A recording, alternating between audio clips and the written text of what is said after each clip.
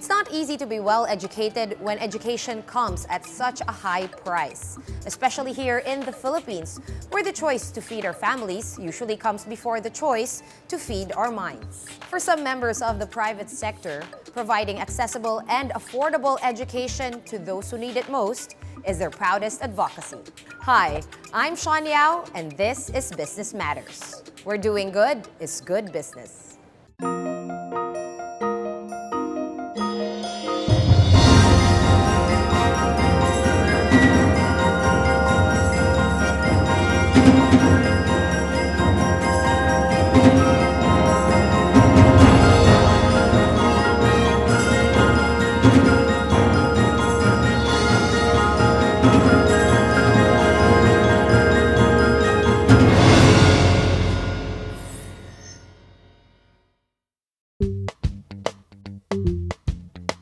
Education has always been the backbone of any successful society. Education is one of the best means by which people can uplift their lives. Unfortunately, good quality education has not been generally available to the people who need it the most. And to almost all Filipino families, education is a very important means to a better life. With resources being centered in the National Capital Region, it doesn't come as a surprise that the country's academic expertise is concentrated here too.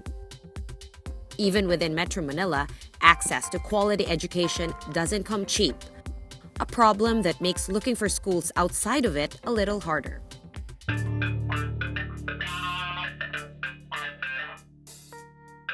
This is exactly what one of the leading corporations in the country is trying to address. What's the key resource of our country? It's our people.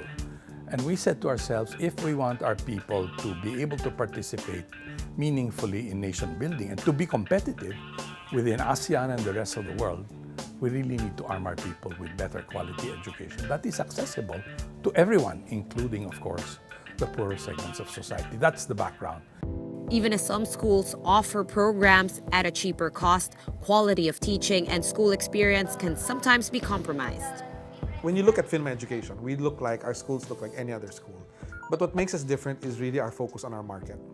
Our market is predominantly from the D and E markets. The institution has found ways for the D and E markets to easily avail of quality education by making it accessible both financially and intellectually.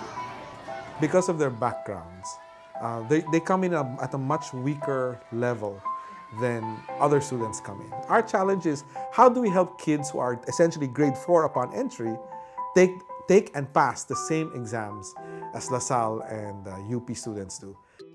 Through the course of their college education, the students prove to be as competent as those from other schools.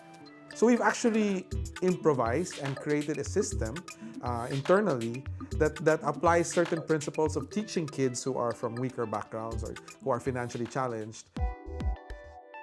Aralio University has been one of the most prestigious schools in Nueva Ecija.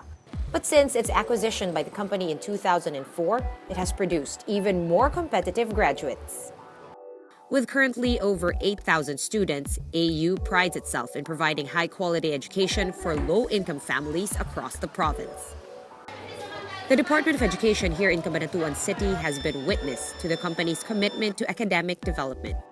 Alam natin, mga bata na galing sa public school ay hindi kayang mag-aral sa mga universidad. Pero bakit nandito ngayon sa Arroyo ang karamihan ng mga bata? Sapagkat ando doon nga yung kanilang commitment na makatulong para sa mga estudyante, na maihanda ang mga estudyante natin kung saan man nila gustong tumahak. Second-year education student Lizelle Venancia says AU gave her the confidence she needed to perform better in school.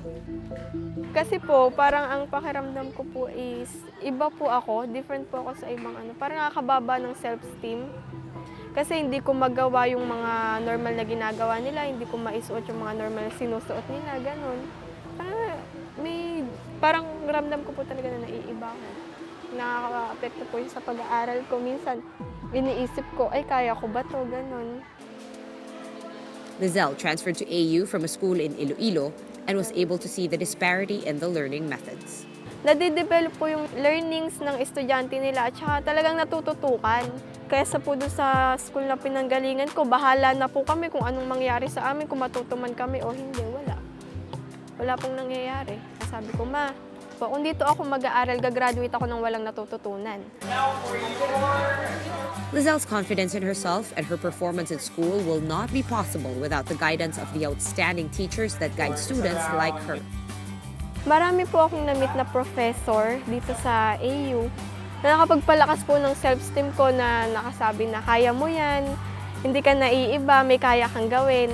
Minomotivate po nila ako para po ipagpatuloy ko pa. Ipagpatuloy mo to? Apo. Pwede ka na. But the mode of teaching here in PHINMA is that we engage students. We do active learning. With that, students are encouraged to participate. And then, nawawala kasing emotional barrier nila. With a renewed self-value, Lizelle is now on the right track to fulfilling her dreams and eventually giving back to her parents who have sacrificed so much to send her to school. Ang goal ko rin po talaga yun. Mabigyan sila ng bahay, gano'n. Tapos yung tipong, yung tipong hindi na nila kailangan magtrabaho, ako na lang magpo-provide sa kanila. Para kahit pa paano, maipagmalaki din nila ako.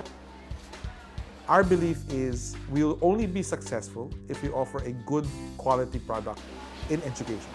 And what's interesting is, no matter how low our tuition fees are, it is a lot for them.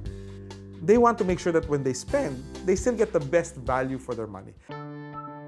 Lizelle is just one of the many students out there who have the potential to be great movers of society.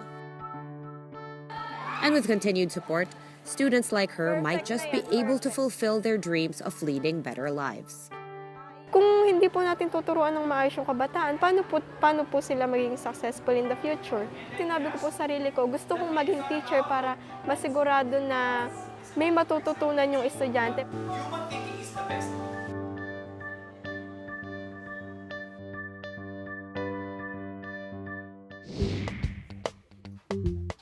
Our goal is to really have low tuition fees, so you don't even need scholarships. Over and beyond that, we should still give scholarships because there are still students who cannot afford that. We want to make the lives of our students better through